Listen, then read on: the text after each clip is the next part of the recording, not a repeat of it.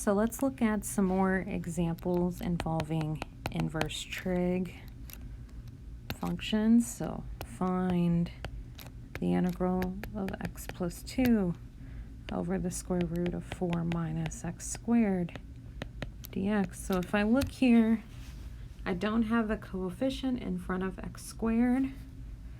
So what I'm going to do now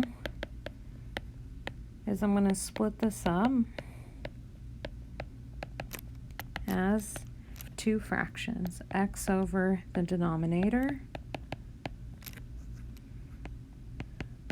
plus the integral of 2 over the denominator. So I split it up into two terms, and I'm going to split each one of those up into its own integral. And so for this first one right here, we can do this problem using a U substitution, which we talked about in a previous section. So here, my U would be everything in the underneath the square root, 4 minus x squared.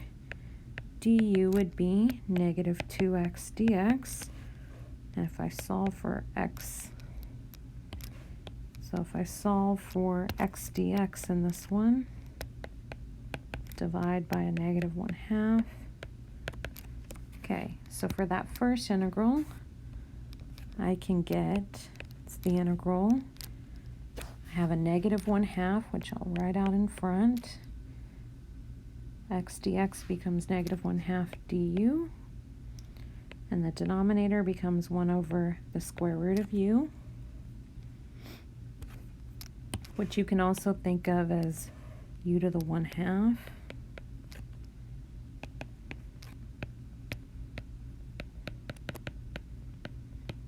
Okay, and then because that's in the denominator, it's really a u to the negative 1/2.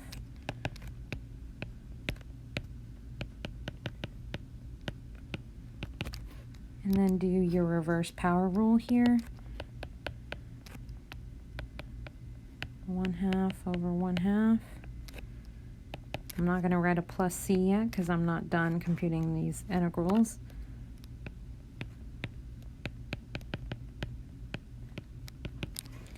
So I'm getting negative u to the 1/2 or negative square root of u, and then plug in what u is. It's 4 minus x squared. And now we need to compute this second integral here. So I'm going to pull out a 2.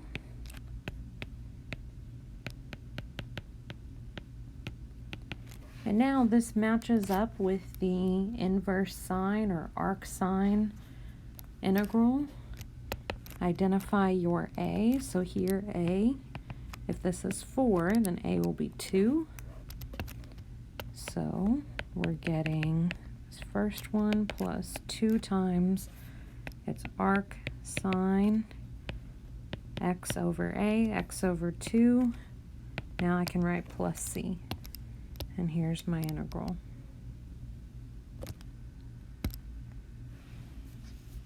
All right, let's look at another example. But before we do that, let's remind ourselves how to complete the square. So just a reminder, let's say you have x squared plus bx plus c, and you want to complete the square. What you do is you look at this coefficient of x, b, and then what you do is you divide that by 2 and then square that. And so that's what you're going to put in. So you're going to take x squared plus bx plus c, and you're going to insert in a plus b over 2 squared, and then you'll put in a minus b over 2 squared. So these two terms that you put in cancel, so you haven't changed anything, which is why there's an equal sign in the middle. But now you can write this first part, this first part here, you can rewrite that as x plus b over 2 squared.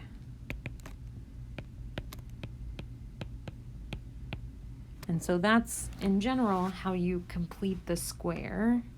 We're going to look at a specific example now. So let's look at, find the integral of dx over x squared minus 4x plus 7.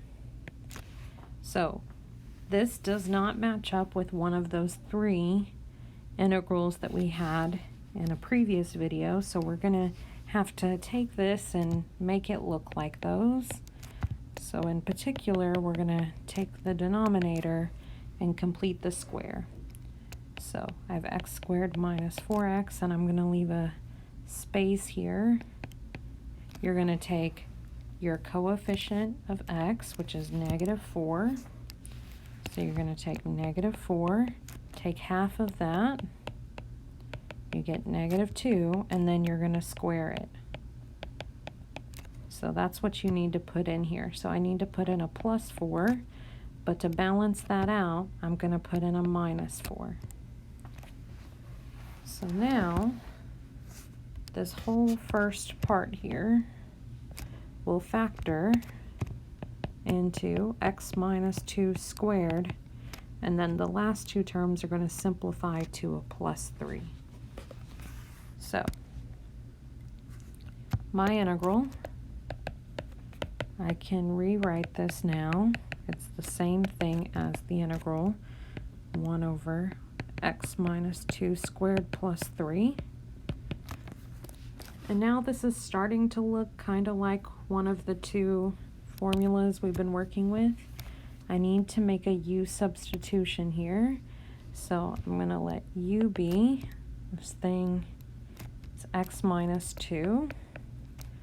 du is just dx, so now I can swap out my x's for u's. This becomes u squared plus 3 du. And if you look, this matches up with inverse tangent.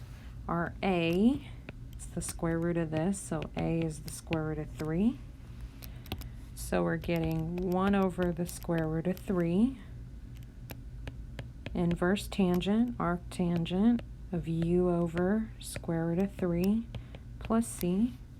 And your last step is you've got to undo that u substitution you did. We did. So plug back in, u is x minus 2. And there is my integral that I found. So in this case, it was important that we complete the square, and that was so that we could get something that matched up with one of our three formulas that we're working with.